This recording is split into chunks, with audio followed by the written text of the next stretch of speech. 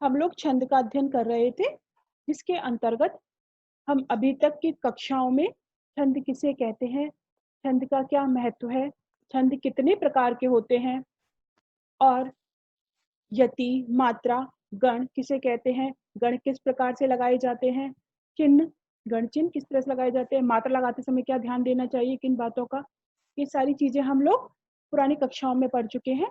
इसके बाद में हम लोगों ने अध्ययन किया था मात्रिक छंद, एकमात्र मात्रिक छंद हमारे जो पाठ्यक्रम में है आर्य, उसका हम अध्ययन कर चुके हैं। उसके उपरांत हम लोगों ने अनुष्टुप, इंद्रवज्रा, उपेंद्रवज्रा, उपजाति, इतने छंदों का अध्ययन हम लोग कर चुके हैं। आज हम अग्रिम छंद का अध्ययन करेंगे, वह है वंशस्थ छंद। वंशस्थ छंद किसे कहते हैं, जतौ तु वंशस्थ मुदीरितम जरौ। वंशस्थ छंद वार्णिक छंद है, वर्णों की गिनती होगी। तो वंशस्थ छंद के चारों चरणों में क्रमशः जतौ, जतौ मतलब ज माने जगण, त तगण, फिर पीछे देखो जरौ यानी जगण और रा माने रगण, यानी कि जगण, तगण, जगण तथा रगण के क्रम से 12 वर्ण होते हैं। इंद्रवज्रा, उपेंद्रवज्रा, उपजाति में 11-11 वर्ण होते थे, याद होगा तुम्हें। वंशस्थ छंद में 12 वर्ण होते हैं और यति कितने वर्णों के बाद में होती है, 5 वर्णों के बाद में यति होती है। समझ में आ गया सभी को। अब तो बहुत कई कक्षा में हम लोग देख चुके हैं, तो हमें ये सारा स्पष्ट हो गया किस प्रकार से किस वर्ण की बात हो रही है, किस गण की बात हो रही है और किस चीजों की तरह से हम यहाँ पे सब देख चुके हैं। अब जल्दी से उदाहरण देखते हैं। यतो यतः षट चरणों विवर्तते ततस्ततः प्रेरित वामलोचना विवर्तित भूरि मध्य शिक्षते भयाद कामपि ही दृष्टि विभ्रमम। अब देखो जल्दी से हम चिन्ह लगाना शुरू करते हैं। एक मिनट। यतो, ये देखो, या पे लघु, तो पे गुरु, या पे फिर लघु, तह क्योंकि विसर्ग है ता के बाद में इसलिए गुरु, श ट आधा टा है इसलिए गुरु, टा पे कोई चिन्ह नहीं, चा पे लघु, रा पे लघु, रो पे गुरु, इस ये आधा है, इस पे कोई चिन्ह नहीं, भी पे लघु, वा पे गुरु, क्यों हुआ, क्योंकि आगे आधा रा है, ठीक है, आगे आधा रा होने के कारण वा गुरु हो गया, ता लघु रह गया और ते एक ही मात्रा है, यानी ए छोटा हो चाहे बड़े हो, ए हो या आई हो, गुरु ही होते हैं तो गुरु। अब जल्दी से हम वर्ण भी गिन लेते हैं। 1 2 3 4 5 6 7 8 ये 9 10 11 और 12 वर्ण हो गए। हमें 12 वर्ण देखने थे और अब हम इस पे 3-3 के वर्णों का जोड़ा बनाते हैं। तो पहले 3 वर्णों पे इस तरह से मैंने बनाया और इनको देखते हैं कि जगण है तगण है क्या है। तो किस सूत्र से देखेंगे हम लोग, ये माता राजभान सरगम। तो जल्दी से, य माता राज भान ज भान ज भान, यानी कि लघु गुरु लघु, जगण में होता है लघु गुरु लघु, तो ये हमारा जगण हो गया।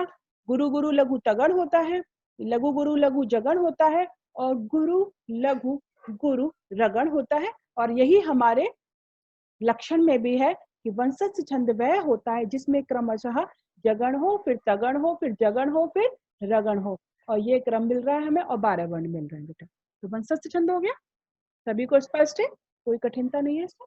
आगे नीचे वाली पंक्ति में भी देख लेते हैं। ता लघु, ये गुरु क्योंकि आगे आधा सा है, तापे लघु, इस तापे गुरु क्योंकि विसर्ग है, प्रेरित में एक ही मात्रा है, वे गुरु, री पे लघु, तापे लघु, वापे गुरु, मापे लघु, लोपे गुरु, चापे लघु और नापे गुरु। कोई कठिनता नहीं है, सीधे सब स्पष्ट है। इसी प्रकार से 3-3 वर्णों का जोड़ा बना लेंगे, गण बनाएंगे हम लोग और फिर उन पे निर्धारण करेंगे। तो जगण तगण जगण और रगण, वही क्रम प्राप्त हो रहा है हमें। अगला देखते हैं। वी पे लघु, वापे गुरु, क्यों हुआ, आधा रा, आगे आधा रा है। टी पे फिर लघु, तापे गुरु हुआ क्योंकि भ्रू में भा आधा है फिर रा है, तो भ्रू तब बनता है, तो इसमें भी ता इसलिए गुरु हो गया। समझ में आ गया बेटा, भ्रू जैसे प्रे, हमने ये चीजें देखी है, प्रा हो, भ्रू हो, मतलब आधा ये रा भी हो तो उसमें पा आधा है, रे में रा पूरा है, भ्रू में भा आधा रा पूरा, तो उसको यदि लिखा जाएगा तो भ्रू। तो ये गुरु हो गया। भू क्योंकि बड़ा ऊ है इसलिए गुरु। री लघु, या लघु। माँ गुरु क्यों हुआ? क्योंकि आगे दिय, दा और या, इसलिए हमने कई बार पढ़ा है कि माँ इसलिए गुरु हो गया। दिय विद्यालय में भी जैसे हम देखते हैं। शिक्षते, सी गुरु क्यों हुआ? आगे आगे श क्ष जो है इसमें क्या है बेटा, मैंने बताया था ये संयुक्त व्यंजन है, तो इसके कारण से ये गुरु हो गया। 3 वर्ण थे, छत्रज्ञ, तो ये गुरु हुआ। क्ष ये लघु रह गया और ते गुरु हो गया। समझ में आ रहा है सभी को? प्रीति बेटा स्पष्ट है? ठीक है। अब देखो अगला, भयाद काम अपि भापे लघु, यापे गुरु, दापे लघु, कापे गुरु, मापे गुरु, पीपे लघु, पीपे लघु। द्रीपे गुरु क्यों हुआ? आगे आदर्श है। टीपे लघु, वीपे गुरु क्यों हुआ? वीपे गुरु हुआ क्योंकि हमने आगे देखा है भ्र, वही वाली बात है, जैसे अभी हमने ऊपर भ्रूर में देखा था, तो भ्र भादा रा है तो बी गुरु हो गया। भ्र लघु हुआ, माँ गुरु क्यों हुआ? आगे आधा माँ। क्रम हम जोड़े बनाएंगे, वही दिख रहा है, जगण है, फिर तगण है, फिर तगण है, फिर रगण है। तो इस प्रकार से वंशज छंद के चारों चरणों में यदि हम देखते हैं तो 12 वर्ण प्राप्त होते हैं हमें, और जगण तगण जगण रगण के क्रम से हमें ये प्राप्त हो रहा है। तो जतौ तु वंशस्थ मुदीरितम जरौ।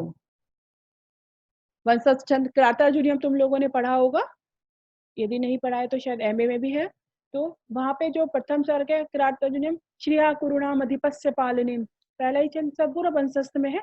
श्रिया श्रिया करुणाम अधिपस्य पालिनीम, प्रजा सुवृत्तिम यम युक्त वेदितुम, सवर्णिलिंगी विदिता समाययौ, युधिष्ठिरं द्वैत वने वनेचरा। इस प्रकार से हम जब उसको उच्चारण कर सकते हैं वंशज छंद का भी। यतो यतः सच्चरणोऽभिवर्तते, ततस्ततः प्रेरित वामलोचना, विवर्तित भूरियमद्य शिक्षते, भयाद कामापि हि दृष्टि विभ्रमम्। इस प्रकार से वंशस्थ छंद को हम गा के बोल सकते हैं। अब हम अगले छंद पे चलते हैं। अगला छंद है हमारी सिलेबस में द्रुत विलंबित छंद। बेटा यह छंद भी कितने वर्णों का है? 12 वर्णों का है, इसलिए अब तुम्हें फिर सावधानी रखनी है वंशस्थ और द्रुत विलंबित में। वर्ण गिनने से ही तुम छंद का निर्धारण नहीं कर पाओगे कि भाई वर्ण गिन लिए 12 वर्ण है तो जल्दी से लिख दोगे वंशस्थ या द्रुत विलंबित छंद है। तुम्हें मात्राएं लगानी पड़ेंगी, चिन्ह लगाने पड़ेंगे वर्णों पे, उसके बाद में गण निर्धारण करते हुए फिर ये देखना पड़ेगा इसमें किस कौन से छंद का लक्षण घटित हो रहा है। तो द्रुत विलंबित में क्या होता है? द्रुत विलंबिता माह नभौ भरौ।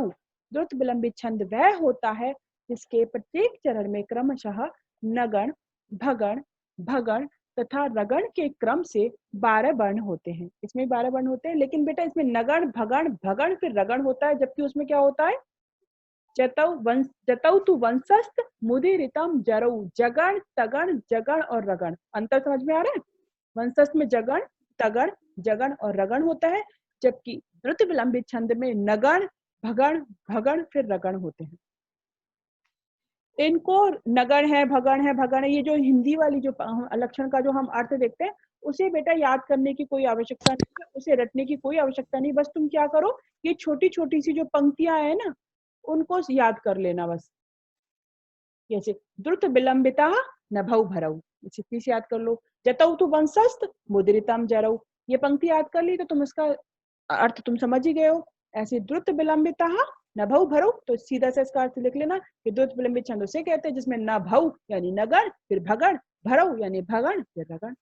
तो इसमें तुम्हें याद करने में बहुत आसानी रहेगी, अन्यथा तुम गणों को इधर से उधर कर दोगे याद करते वक्त कि नगण के बाद में तुमने भगण की जगह तुमने कर दिया रगण, नगण रगण भगण भगण, इस तरीके से तुम गलत कर सकते हो, क्योंकि हर छंद में हमें यही याद करना है। ठीक है, तो ये कोशिश करो ये सारी छोटी छोटी छंद की हमें पंक्तियां स्मरण रहें। ठीक है, अब जल्दी से हम इसका उदाहरण देखते हैं। अभिमुखे मयि संहृत वीक्षितम हसित मन्ये निमित्त कृतोदयम विनयवारित वृत्तिरतस्तया न विव्रतो मदनो न च संवृतः। यह जो अभिज्ञान शाकुंतलम का ही छंद है। अब जल्दी से हम देखते हैं इसमें 12 वर्ण है कि नहीं। 1 2 3 4 5 6 7 8 9 10 11 और 12, इस प्रकार से यहाँ पे 12 वर्ण हो गए। अब हम चिन्ह लगाते हैं। आ पे लघु, भी पे लघु, मु पे लघु, खे पे गुरु, आ पे लघु, यिम पे लघु, लघु, श्रे पे गुरु, री पे लघु, ता पे लघु, मी पे गुरु, शी पे लघु, तम पे गुरु। इस प्रकार से हमारे गुण होते हैं। ठीक है, अभी मुके सहित मई सहत मीक्षितम। अब हसित मन ने इसमें देखो लघु लघु, इस पे लघु, माँ पे गुरु, क्यों हुआ? आधा ना है, आगे आधा ना है। या पे लघु, नी पे लघु है, मी पे गुरु क्यों हुआ? आधता दे रखा है मैम। आगे आदतता है तो डबल है वहां पे। ता पे लघु, क्री पे लघु, तो पे गुरु, दा पे लघु और यहाँ पे गुरु क्यों हुआ? क्योंकि आगे आधा माँ है। अब हम इनके जैसे इसके गण बनाए ना, तीनों के 3-3 वर्णों पे हमने जैसे गण बनाया, तो लघु लघु लघु किसमें होता है? नगण में होता है। या माता राजभान सल, तो नगण में तीनों लघु होते हैं। और याद होगा ये तो वैसे ही याद रखो हमेशा, नगण में तीनों लघु होते हैं और मगण में तीनों गुरु होते हैं। माँ तारा तीनों गुरु होते हैं। तो ये लघु लघु गुरु लघु लघु भगण, यमाता राज भान स, यानी कि गुरु लघु लघु, तो ये गुरु लघु लघु हो गया। भगण फिर ये भी भगण है और गुरु लघु गुरु ये रगण का चिन्ह है। भान, ठीक है। एक तरफ जल्दी से लिख लिया करो गण निर्धारण करने वाला सूत्र, गण चिन्ह लिख के गण 8 गण लिख लो, उसके चिन्ह लिख लो, तो तुम बहुत जल्दी आसानी से पहचान पाओगे। ठीक है, मैं बार बार कह रही हूँ बेटा, इसके बाद में अपनी क्लास जब एंड हो जाती है उसके बाद में क्या करो, इस श्लोक को लिखो अपनी कॉपी पर, उस पे चिन्ह बिना देखे लगाओ, फिर मैच करो कि उसपे हम कितना गलत है कितना सही है, पूरा लगाओगे। यदि 2-4 छंदों पे तुमने इस तरह प्रैक्टिस कर ली तो तुम्हें फिर छंद में गलती हो ही नहीं सकती तुमसे, क्योंकि तो वो अच्छी तरीके से समझ जाओगे। इसी प्रकार से विनय वारित में लघु लघु लघु, गुरु, इस पे भी लघु, इस पे लघु, व्री पे गुरु री, ती पे वृत्ति, यहाँ पे री तो यदि आधा है लेकिन वृत्ति यहाँ पे क्या है, 2 ता है इसलिए गुरु, ती पे लघु, रा पे लघु, ता पे गुरु, आगे आधा सा है, फिर ता पे लघु और यहाँ पे गुरु। लास्ट वाली पंक्ति में तुम लोग बताओगे जल्दी से। ना विव्रतो मदनो, ना पे लघु, वी पे लघु, व्री पे भी लघु, क्योंकि री आज छोटा री हमने पढ़ा था, आ ई उ री और री। तो पे गुरु, मा पे लघु, दा पे लघु, नो पे गुरु आएगा, ना पे फिर लघु आएगा, चा पे लघु आएगा, सम अनुस्वार है, गुरु, व्री पे लघु और त यानी विसर्ग आ गया है, इसलिए इस पे गुरु गुरु। तो सबको स्पष्ट है, 12 वर्ण है, तो हमारा यह द्रुत विलंबित छंद का पूर्णतः घटित हो रहा है। तो यह भी, इसका भी उच्चारण हम उसी प्रकार से कर सकते हैं जैसे कि हमने वंशज का किया था। ठीक है, अब हम अगले छंद पे चले।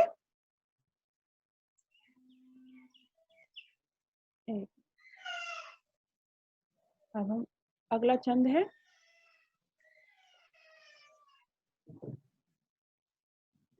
द्रुत विलंबित छंद के बाद में वसंत तिलका, वसंत तिलका।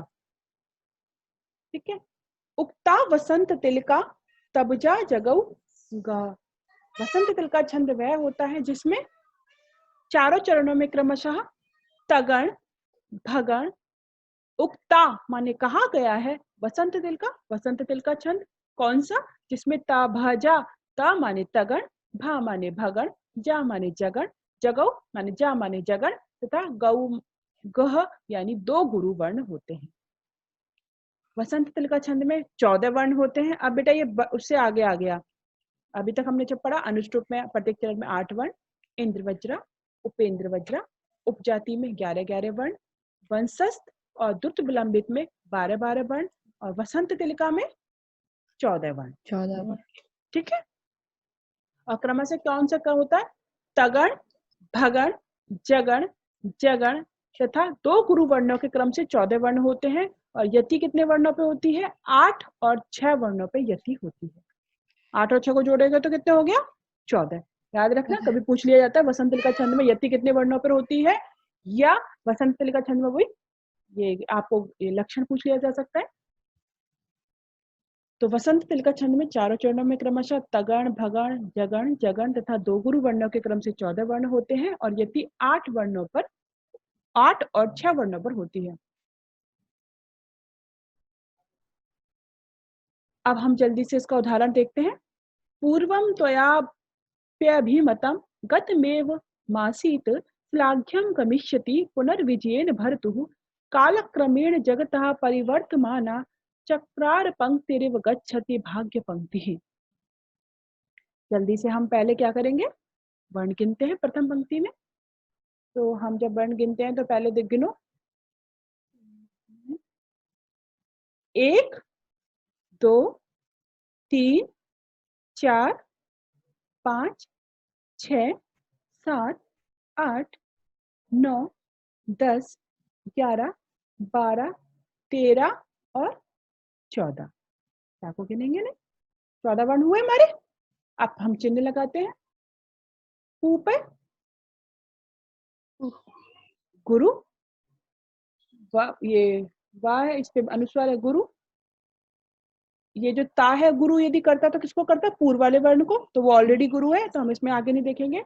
वा पे लघु, या पे गुरु, यदि या ऑलरेडी गुरु है नहीं होता तो पा जो आगे आता है वो उसे गुरु कर देता, वो तो है तो हम उसे छोड़ देंगे, मतलब वो गुरु रहेगा। या पे लघु, भी पे लघु, मा पे लघु, तम पे गुरु, गा पे लघु, ता पे लघु, मे पे गुरु, वा पे लघु, मा पे गुरु और सी त यानी इस पे गुरु, क्योंकि आगे आदत ता है गुरु और ये ऑलरेडी गुरु है तो हमें देखेंगे नहीं। अब हम इन 3 वर्णों के जब गण बनाते हैं तो गुरु गुरु लघु, देखो जल्दी से, तगण, गुरु गुरु लघु तगण का, गुरु लघु लघु भगण का है, लघु गुरु लघु जगण है, लघु गुरु गुरु जगण है और अंत में 2 गुरु वर्ण है। और हमारा लक्षण भी यही कहता है, पहले तगण हो, फिर भगण हो, फिर जगण हो, फिर जगण हो, फिर गुरु हो, फिर गुरु हो। ठीक है। अब नेक्स्ट पंक्ति में तुम लोग ही बोलते जाओगे कि किसमें लघु आएगा किसमें गुरु आएगा। अब जल्दी से बताओ, इसमें ला पे गुरु, इस पे गुरु, क्यों, वो अनुस्वार दे रखा है, अनुस्वार है। गा पे लघु, लघु, गुरु, आदस्य है, या पे लघु, सी पे लघु, पू पे लघु, ना पे गुरु, ये दिखाई आगे आधा रे दे रखा है, वी पे लघु, लघु, या पे जे पे लघु, या पे गुरु, क्यों, ए की मात्रा है, हाँ ए है। यस मैम, ए चाहे हमने ये भी पढ़ा था बेटा, कभी कंफ्यूज मत हो, एक यदि ये भी लिखा होगा तो ए उस पर हमेशा गुरु ही आएगा, क्योंकि हमने देखा था आ ई उ री बड़ा, ए आई ओ औ ये सब गुरु होते हैं, दीर्घ होते हैं। ना पे लघु, भा पे यस मैम, गुरु, क्यों, आधा रा, टू पे गुरु, क्योंकि एक तो विसर्ग दे रखा है मैम, विसर्ग है इसलिए गुरु हो गया। अब हम जल्दी से इसके गढ़ बनाते हैं और देखते हैं कि क्या हमारा लक्षण घटित हो रहा है। तो गुरु गुरु लघु, तगड़, लघु लघु भगड़, लघु गुरु लघु जगण, लघु गुरु गुरु जगण, ये गुरु गुरु। तो इस क्रम से हमने देखा, तो ये हमारा बैठ रहा है, लक्षण हमारा सटीक इस पे बैठ रहा है, तगण भगण जगण जगण तथा गुरु गुरु। अगली पंक्ति में देखो, काल क्रमेण जगता परिवर्तमाना, बताओ जल्दी इसमें से।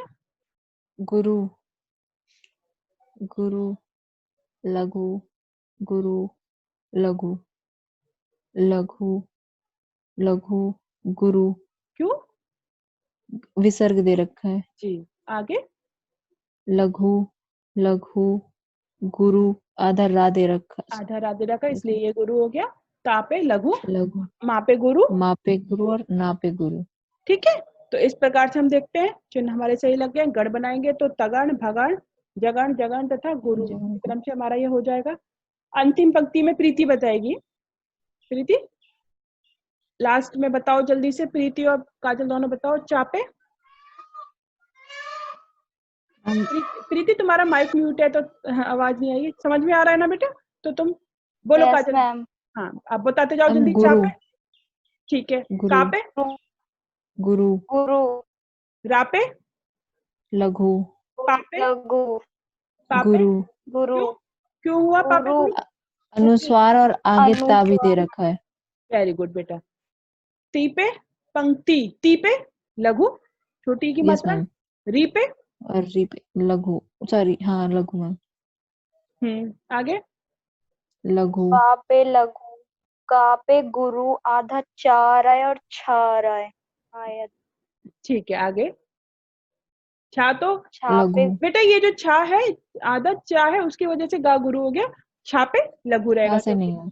छा से कोई मतलब नहीं, छा पे तो यस लघु ही मैम। रहेगा। वो सिर्फ 3 वर्ण है, वो अलग है। छ वो कक्षा वाला छा है, ठीक है। छतरी वाला छा है, वो नहीं। छा पे लघु, पी पे लघु, भापे लघु, लघु, पे गुरु, गुरु, गुरु। क्यों? आगे आधा गा आ रहा है, क्योंकि गा आ रहा आधा है। गे आ रहा है। या पे लघु, लघु, और पंक्ति में पापे, गुरु, पापे गुरु आएगा और तिवे भी, क्योंकि डबल ता भी आ रहा है। पंक्ति में अंग है तो पंक्ति, अनुस्वार, हाँ तो आधा इसमें संयुक्त व्यंजन है, इसलिए वो गुरु हो गया। और तापे विसर्ग है तो ये इसीलिए वो भी गुरु गुरु हो हो गया। गया। हम इस प्रकार से पंक्ति को देखेंगे तो हमारा ये पूर्णतः ये घटित हो रहा है। समझ में आ गया सभी को? देखो इसमें 3-3 मैम। वर्णों के गण जोड़े बनाओगे, सभी में वही चीजें दिखाई दे रही है हमें। तगण भगण जगण जगण तथा गुरु गुरु, यस ठीक है। मैम। यह वसंत तुलिका छंद है। तो इस प्रकार से वसंत तुलिका छंद में भी 14 वर्ण होते हैं, यदि 8 वर्ण पे और 6 वर्णों पर होती है। क्रमशः तगण भगण जगण जगण तथा 2 गुरु गुरु वर्ण के क्रम से 14 वर्ण होते हैं। तो अभी तक हमने जितने छंद पढ़े उनको सबको रिवाइज रखोगे, याद रखोगे कि किसमें कितने वर्ण हैं और किसमें क्या गणों का क्रम है, कि जगण पहले है, भगण पहले, रगण पहले। तो इसको याद करने का सबसे सरल तरीका है कि ये छोटी छोटी जो इसकी सूत्र रूप में जो पंक्तियां दी गई है उनको स्मरण रख लो, और अर्थ तो हम उससे आराम से निकाल लेते हैं। इस श्लोक पे हमें चिन्ह लगाने, वो हम आसानी से उस पर लगा पाएंगे। तो इस प्रकार से मैं ये अब छंद, तो बेटा सभी को समझ में आ रहा होगा छंद हम लोग पढ़ रहे हैं। अब आपसे यही है कि जाके लास्ट में अपने इन छंदों पे जितना हम पढ़ते जाओ उस पे एक बार पुनः खुद प्रैक्टिस करो, कॉपी पे लिखो साफ साफ, उस पे गलती मत करना लिखने में। यदि आपने जरा सी भी लिखने में अशुद्धि की तो आप चिन्ह गलत लगाओगे, चिन्ह आपने गलत लगाया तो आपका गण गलत हो जाएगा, गण गलत हो जाएगा, आपका छंद गलत हो जाएगा। फिर सोचोगे कि ये कौन सा छंद आ गया। तो पहले सही सही बिल्कुल एकदम देख के श्लोक को लिखो, और यदि हो सकता है आपके पास और भी जो आपकी ग्रंथ उपलब्ध हैं, जो आप पढ़ रहे हैं या आपके पास उपलब्ध हैं, उनमें आप चिन्ह लगाओ, सब पे श्लोक को लिखो, उस पे चिन्ह लगाओ, चिन्ह वर्ण गिनो, और उस पे देखो कि इसमें कौन सा छंद घटित हो रहा है। इस तरीके से हम जैसे प्रैक्टिस करते रहेंगे तो हमारा छंद बहुत अच्छे से स्पष्ट हो जाएगी। और तुम लोगों को बता दो बेटा, ये तुम जो छंद पढ़ रही है तुम्हारे लिए अभी भी कार्य करेगा, हमेशा कार्य करेगा, आगामी कक्षाओं में भी काम आएगा। और जब भी तुम कोई और भी आगे बढ़ते हो, और तुम्हें पता होगा MA 3rd सेमेस्टर में जब तुम आगे आओगे, MA में सेकेंड ईयर के थर्ड सेमेस्टर में एक प्रैक्टिकल वाला पेपर होता है, वाइवा वाला, उसके अंतर्गत एक 100 नंबर का पेपर होता है जिसमें से हम 50 नंबर की फाइल बनाते हैं और 50 नंबर वाइवा के होते हैं। तो मौखिक रूप से कितने प्रश्न पूछे जाते हैं, बाहर से एग्जामिनर आते हैं। तो वहां भी हर साल लगभग छंद प्रकरण पे वहां पे एक दिया हुआ है, यानी कि आपको किसी एक छंद पर उसके 20 श्लोक उससे संबंधित लिखने हैं और छंद के पूरा समझाना पड़ेगा, छंद किसे कहते हैं, छंद का क्या महत्व है, छंद की परिभाषा क्या है। और एक छंद कोई भी, जैसे मान लो मैंने ले लिया इंद्रवज्र छंद ले लिया, तो इंद्रवज्र छंद के 20 श्लोक में ढूंढ लूंगी अभिज्ञान शाकुंतलम से या कहीं से भी, मैंने देख देख के स्वप्नवास हमने सब जगह से ले लिए। तो अब ये सोचो, तुम लोग ये चीज थर्ड ईयर में पढ़ रहे हो और तुम्हें ये सारी चीजें स्पष्ट हैं बिल्कुल, तो तुम्हें आगे कोई भी दिक्कत नहीं आएगी। तुम्हारे लिए वो प्रश्न पत्र तो यानी वो 100 नंबर तो समझो ऐसे ही है कि तुम्हें वो आसानी से तुम्हें 100 नंबर पूरे के पूरे प्राप्त हो जाएंगे। देख समझ में आ रहा है बेटा? ये है तुम्हें 100 की 100 नंबर उसके तो पूरे के पूरे मिल जाएंगे। तो इसलिए इस चीज को ध्यान से पढ़ो। और मैं तो इसलिए थर्ड ईयर वाले बच्चों से भी कहती हूँ, जिसने पहले से छंद यदि नहीं पढ़े हुए हैं तो वह क्या करे कि पुराने वीडियोस देख ले और जो अभी पढ़े हुए हैं थर्ड ईयर की क्लास के। तो इसलिए सोचो कि तुम लोग अभी से पढ़ रहे हो, तुम्हारे लिए 100 नंबर तो पूरे ऑलरेडी तैयार है। तो तुम लोग इसे बहुत अच्छे से पढ़ो, प्रैक्टिस करते रहो, कुछ भी समझ में नहीं आया बार बार तुम मुझसे पूछ सकते हो। ठीक है बेटे, आज हम क्लास को यहीं खत्म करते हैं, फिर हम कल मिलते हैं बाकी छंदों के साथ में। ठीक है, आज की क्लास को मैं यही खत्म कर रही हूँ। ठीक है बेटा? Yes, ma'am.